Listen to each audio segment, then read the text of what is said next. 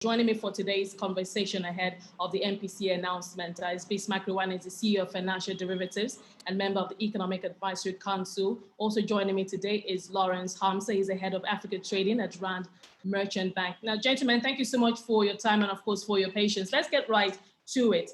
Starting with, of course, the usual first question is what to expect from the MPC today in terms of a decision. But I'd like us to just take a couple of steps back into what we've been seeing happening in the emerging markets. As you would probably already know, we're seeing concern for rising inflationary pressures within the emerging market space. And I say that because I'm pointing to what we saw in Brazil, where the Central Bank of Brazil unexpectedly raised its benchmark interest rates by 75 basis points. We saw the Bank of Russia also raising its benchmark interest rates by 25 basis points. And then also Turkey last week also following suit, raising its benchmark 1 week repo rate by about 200 basis points. So it looks like there is genuine concern about inflationary pressures. And we've seen these central bank governors taking appropriate action. But of course, the question is, what will this MPC do? Bismarck, let me start with you.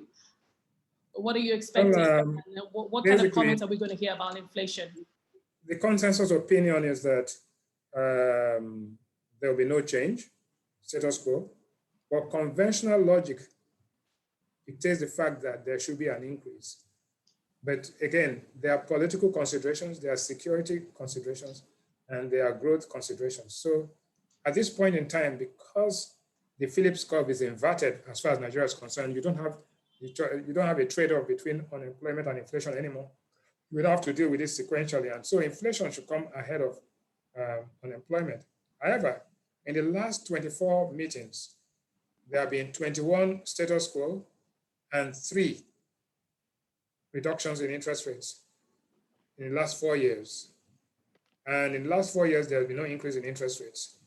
So it will be interesting to see if this could happen, but definitely this is a very difficult place. The central bank and Nigerian economy is between a rock and a hard place at this point in time. So Lawrence, I'd like to hear your thoughts on what we're seeing within the emerging market space, and of course that concern for inflation, and also what direction you see the MPC taking today concerning that.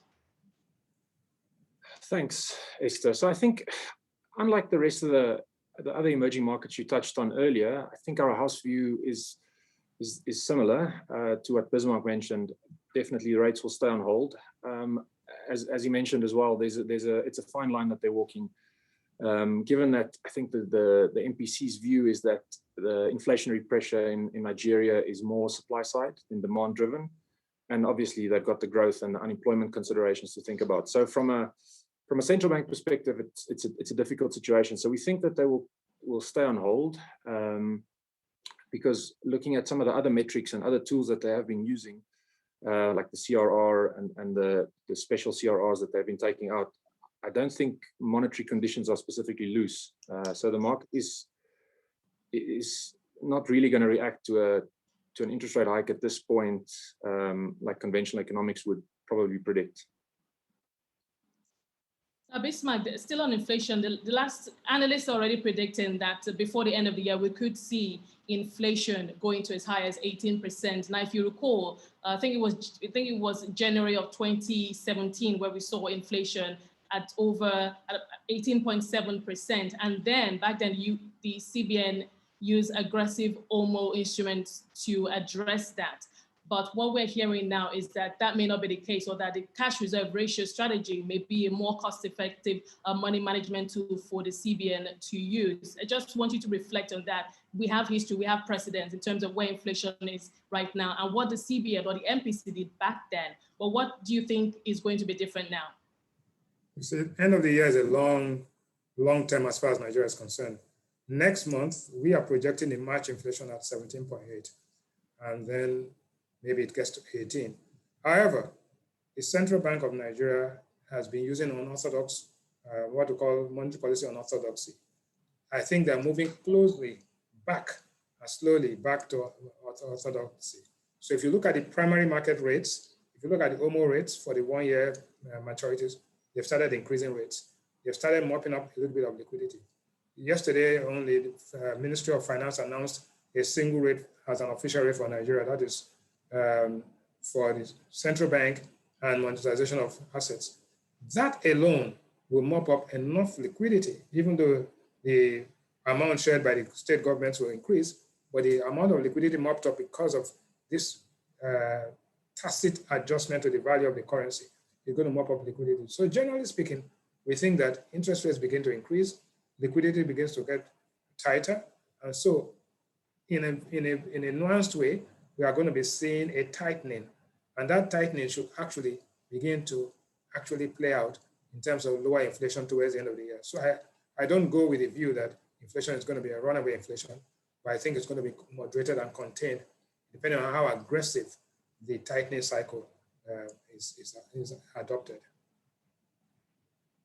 Now, Lawrence, as you know, the Central Bank of Nigeria continues to try to balance, of course, the competing needs of price and exchange rate stability. And if there's been one sticking point for the Apex Bank, is been the multiple exchange rate windows that we continue to have in the country. Although we're beginning to see somewhat of a convergence, but when you look at where we are at the official rates, the INE window versus the parallel market rate, there's still a bit of a gap. But what are you expecting in terms of comments that could be made around FX liquidity, defending the Naira, and perhaps a possible further convergence in the rates this year? Yeah, I think the move by the government to start convergence to one rate is definitely seen as a very positive step, both for investors and for government revenues, etc. It just gives a lot more clarity to the situation. I think the FX liquidity has obviously been the elephant in the room over the last few months. Convertibility has been a challenge, but I think they also have to manage that that level of the exchange rate, as that could have a severe, obviously immediate impact on inflation if the rate were to significantly devalue, which is something that the central bank has always been very cautious of and managed very well. So they've started to let the exchange rate depreciate in a measured fashion while they start to clear the backlog, which has steadily been reducing since they started selling dollars to the foreign portfolio investors last year. So we think it's a definite a positive move, and it will definitely be a boost to government revenues if everything is now coming in at the higher rate around the 409, 410 where we see FX at the moment.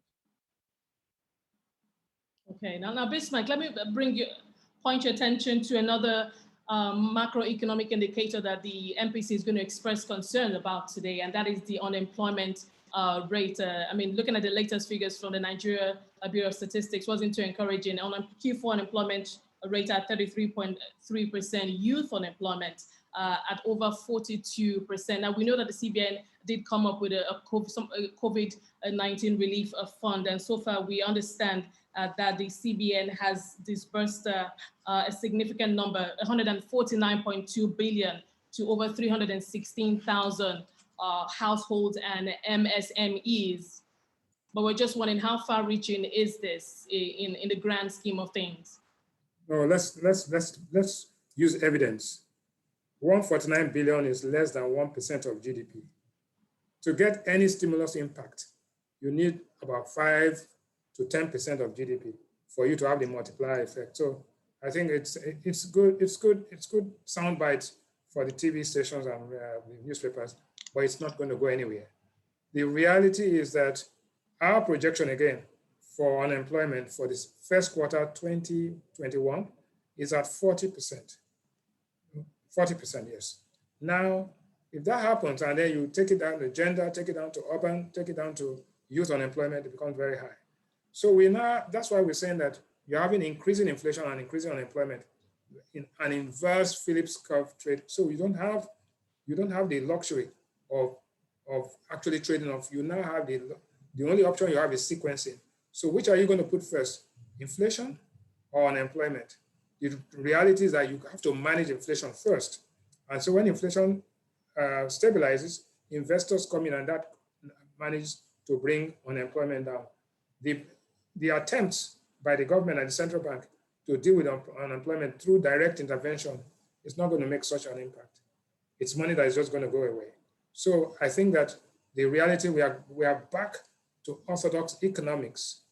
And economics data shows that you have to deal with inflation And the way to deal with inflation is to allow interest rates increase, allow the exchange rate to stabilize through market forces, and the supply side disruptions that are taking place, you've got to manage that. So when you put all of that together, you begin to have a moderating inflation level, which will encourage investments in, and therefore you begin to get the impact.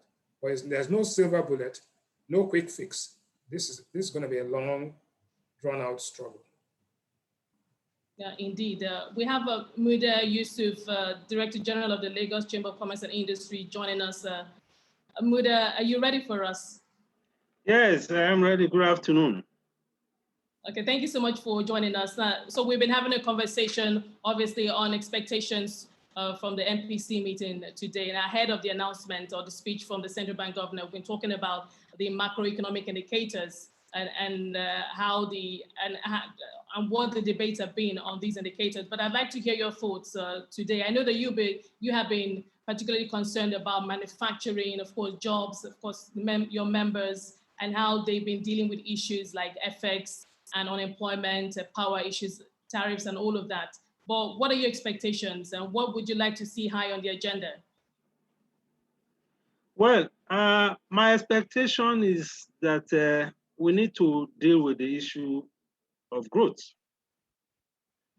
because of course we are out of recession marginally, but we are still grappling with a lot of challenges around growth issues.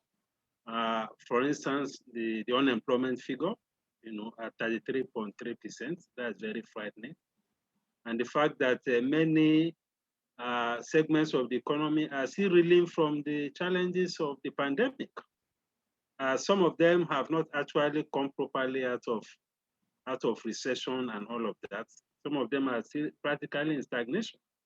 So I think the higher priority is to continue to sustain the momentum of stimulating economic growth. For inflation, of course, it's a dilemma because the central bank has a major responsibility concerning price stability. But as we know historically, there's also a limit to which the central bank policy actions actually have been able to tame inflation.